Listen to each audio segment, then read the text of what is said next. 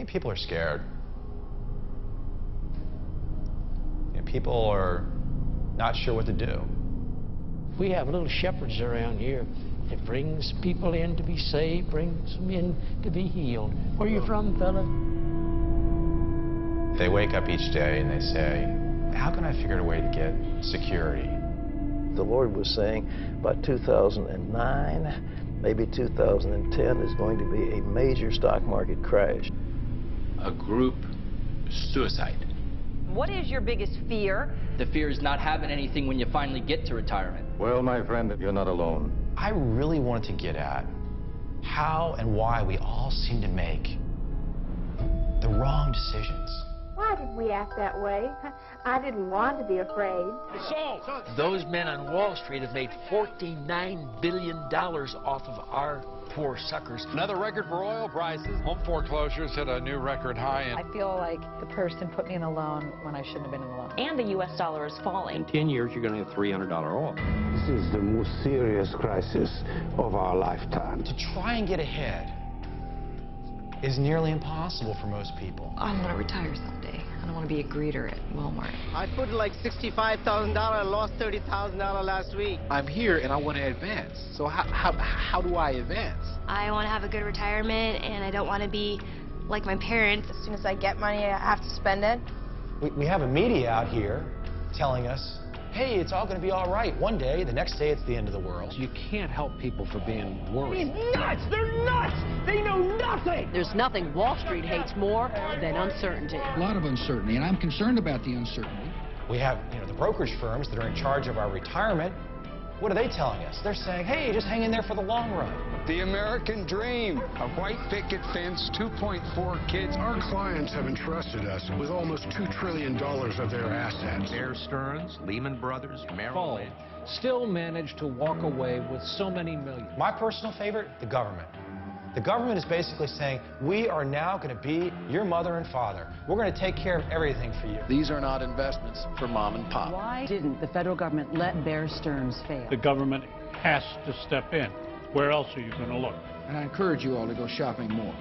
How is anybody supposed to know how to pay for tomorrow? It's easy. It's guaranteed. You can do this. Yes, they're available everywhere. Invest with your values. Go with your heart. A once-in-a-lifetime business opportunity. I moved it all. I put it in one stock. 8 million Americans are addicted to gambling. The moment you start running with the crowd, A garden of pure ideology.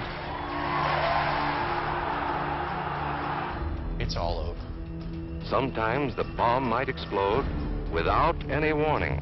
Duck and cover fast, wherever you are. There's no time to look around or wait. The next important thing to do is to stay covered until the danger is over.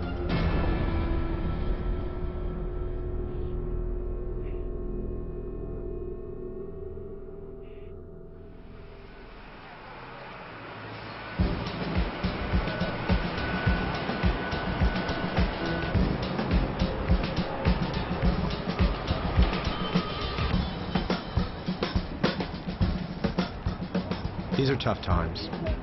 Real estate has imploded. Foreclosures are at record highs. The days of saving by redoing the kitchen or adding a bathroom, they're over. And it's not just real estate. The stock market has melted down. Firms like Bear Stearns, Lehman Brothers, Washington Mutual, Merrill Lynch, and AIG have either gone under or have been taken over by the government. Did I mention the largest bailout in history? And what do? We spend millions on the lottery. We still trust in Social Security. Let's face it, we were not designed to deal with risk and uncertainty. So why do we always go wrong? What can we do better? There are no easy answers. But starting with the basics is a first step. I'm John Wayne. Is there any better or equal hope in the world, Lincoln asked, than the ultimate justice of the people? We Americans believe there is not. The stonework of our national life is made of this belief. His ability, indeed his right to explore the truth in all things. and his ability to handle his own economic problems.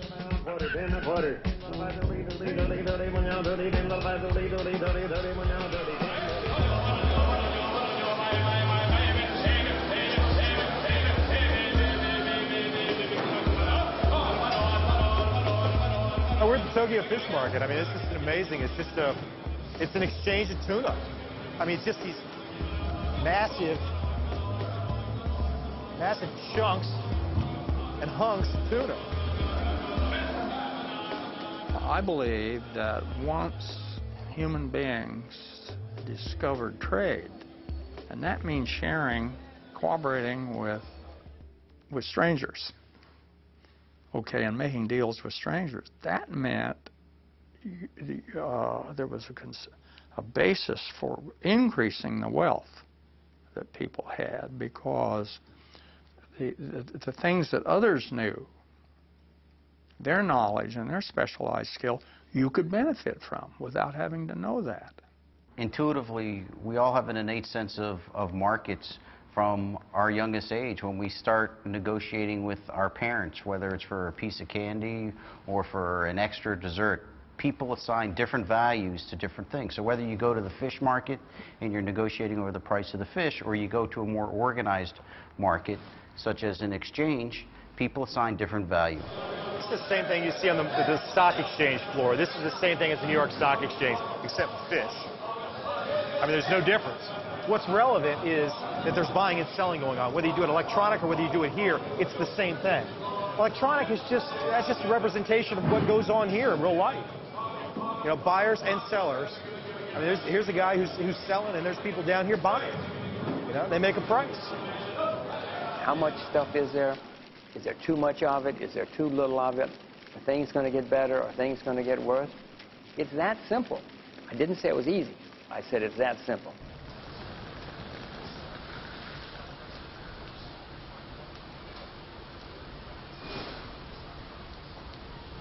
I need to sell this jacket. Well, is it eBay compatible? It could be. It depends on the history of it. I mean, it looks like Hey, was I worn in a rap video? No, come on. This has got all the breathing room in it. It's all fur. It's all white. Come on, talk to me. What is the market for this? Is there a market for this jacket? I think there's got to be. I mean, it looks like it's, I can't say. It looks like rabbit fur, maybe polar bear. I don't know.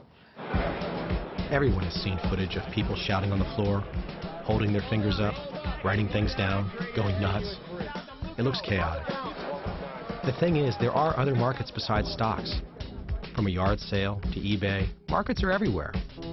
Commodities like oil, wheat, coffee, pork bellies, they're all traded on markets. But no matter what kind of market it is, when money comes into play, tensions are never far from the surface. Congress is focusing on energy speculators. Take a live look there at Capitol Hill. The House Energy and Commerce Committee just began its hearing into excessive oil speculation. We're all speculators. Whether we win or lose, we're speculating to try to get ahead. This weekend, Obama pledging to crack down on energy speculators. Why is it wrong to seize an opportunity when you see one? Why is it wrong to make money if done fairly?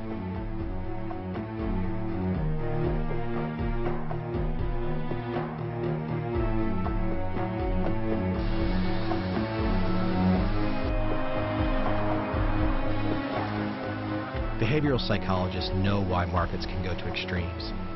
It's greed and fear. They are two sides of the same coin, and we are all guilty of going too far both ways. But some people know how to win in spite of our human frailties.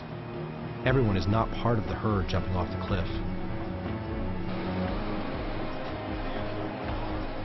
It's very hard for an individual to say, wait a second, you are wrong and I am right, when all that you is 100 people in the other room there drinking Cristal because they're making money. And you're saying, wait a second, that's really ephemeral amount of money and it's all going to go away. And then, you know, 6 months later, you may be right, but at the time, the emotional, it kills you. There are times when the crowd goes mad and they see it's a Ponzi scheme. They see more and more people making more and more money. They want to get in the act, and they haven't got the experience.